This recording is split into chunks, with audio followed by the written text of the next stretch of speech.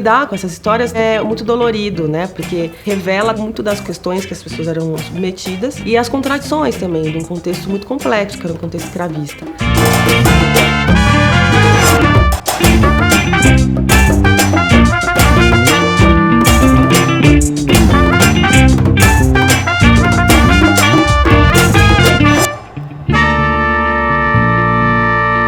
Juliana dos Santos, sou artista visual, pesquisadora, arte-educadora. O meu maior incentivo para a produção artística eu acho que vem de ter crescido com uma mãe que costura, que faz patchwork, uma avó que pintava pano de prato, um tio baterista, ter crescido num bairro de uma população negra também muito artística, num bairro com muitas escolas de samba. Então, esse contexto da música, da arte, da cultura sempre foi muito presente e muito orgânico na minha vida.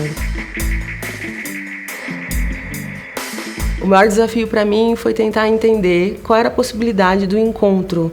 Eu no século XXI, com essas pessoas do século XVIII, século XIX. Quando eu descobri, quando minha tataravó nasceu, que foi em 1859, era um ano muito próximo de uma das personagens. A Caetana poderia ser minha tataravó. A Bernarda poderia ser minha tataravó. O Quintiliano pode ter sido meu tataravô.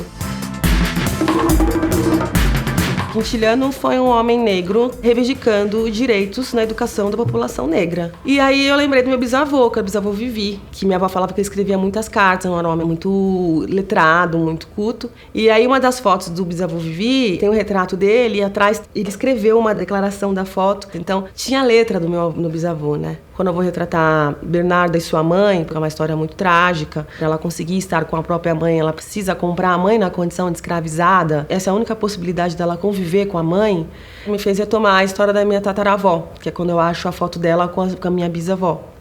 Então eu coloco na Bernarda de Souza a silhueta de minha tataravó dentro de um busto de uma mulher negra do século XIX e coloco o meu rosto também junto com essa imagem. Então eu fui trabalhando muito com camadas, né? Se fosse até uma dimensão de assombração, de vulto, daquela imagem que não se fecha, daquilo que sobrepõe. Quando eu fiz a Caetana e Nossos Nãos, o não da Caetana é uma mulher negra escravizada no século XIX que anula um casamento num contexto extremamente adverso, ele representa todos os nossos nãos, né? Então eu fiquei pensando, se eu tô aqui hoje, é porque Caetana deu esse não, né? Então eu fiz uma selfie tentando congelar o movimento da palavra não na imagem, né? Falava o não, e aí fazendo a foto, coloquei o meu não junto com o não de Caetana. Já em Benedito Ovidia, é uma história também bem complexa, porque ela era uma mulher também muito jovem, em meados também do século XIX. Ela vai parar no processo judicial por ter uma suspeita de que ela é uma mulher escravizada. A dúvida é se ela era escravizada e estava se passando por livre para conseguir, porque ela tinha fugido, ou se de fato era uma mulher livre. Então ela é uma figura que ela tem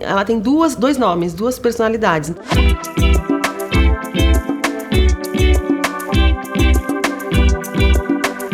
Durante um processo de criação, eu me vi interpelada por esses retratados, quer dizer, como se eles devolvessem o olhar para mim, né? E me colocassem em questão sobre o que é falar do outro. O que eu tentei desenhar enquanto Caetana, enquanto Bernarda, o Quintiliano, está muito longe de fato do que possam ter sido essas pessoas, mas é muito mais uma conversa com elas. Então, para esse trabalho, eu acho que foi esse acúmulo de reflexões muito profundas, né? E pensar muito sobre isso mesmo, quais são os limites da representatividade, né? Ao falar do outro, talvez a gente entregue muito mais sobre nós mesmos do que sobre o outro, né?